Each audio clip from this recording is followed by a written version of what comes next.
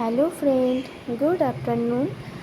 आज जो সানডে, তো সানডের মেনুতে ছিল ইলিশ মাছ আর কচু শাক। তো ইলিশ মাছটার আমি ঝাল করেছিলাম আর কচু শাকটা মাছের মাথা দিয়ে করেছিলাম। তো চলো আজকে আমি কচু শাকের রেসিপিটা তোমাদের সঙ্গে শেয়ার করব। কচু শাকটা প্রথমে জলটা সেদ্ধ করে জলটা ঝাড়তে দিয়েছি। তারপরে আমি মাছের মাথাগুলো কড়াই ভালো করে ভেজে নিচ্ছি।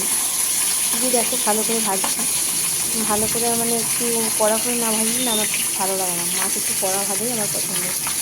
কিন্তু এটা ভেজে নিয়ে মাছের মাথাটা তুলে রাখলাম।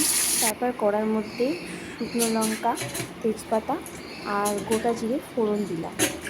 ফোড়ন দেওয়ার তারপরে যে জলটা আমি ঝাড়তে দিচ্ছি কচু শাকের, সেটা ভালো করে মিলিয়ে নিলাম। হাতে করে চেপে চেপে জলটা আরও ঝরালাম যাতে জলটা কম থাকে তার মধ্যে।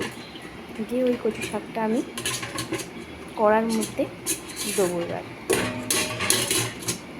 এখন আমি নেড়ে যাচ্ছি, দেখছো তো জলটা আমি রাখতেই দেবো না। জল থাকলেই ওটা কড়াতে যতক্ষণ থাকবে ততক্ষণ আমাকে নেড়ে যেতে হবে। এই জন্য ভালো করে জলটা আমি নেড়ে নিচ্ছি। দিয়ে এবার আমি কড়ার মধ্যে দিয়ে দিলাম।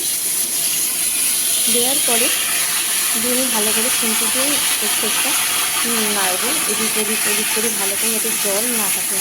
জল থাকলেই না ওইভাবে টেস্ট হয় না, জল একটু মরে যাবে, একটু মাখা মাখা হবে, সেটা খেতে বেশি ভালো লাগে।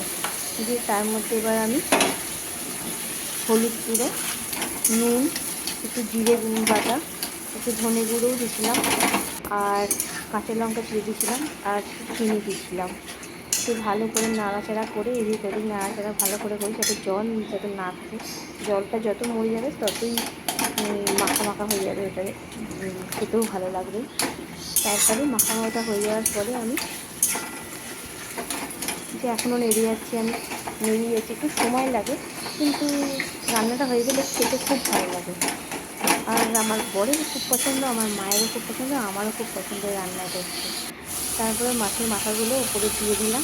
দিয়ে এটা আমি খুন্তি করেই ভেঙে নেবো, হাতে করে ভাঙলাম না, খুন্তি করে ভালো করে গুঁড়ো গুঁড়ো করে নিলাম, যাতে পুরো কচু শাকটার মধ্যে এটা মিশে যায়। মিশে যাওয়ার পর এটা আমি এখনও নেড়ে ভালো করে যত নাড়বো তত এটা টেস্ট বাড়বে।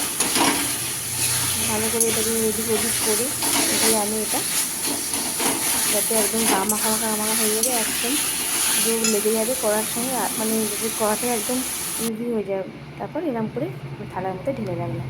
কেমন লাগলো রেসিপিটি জানিও।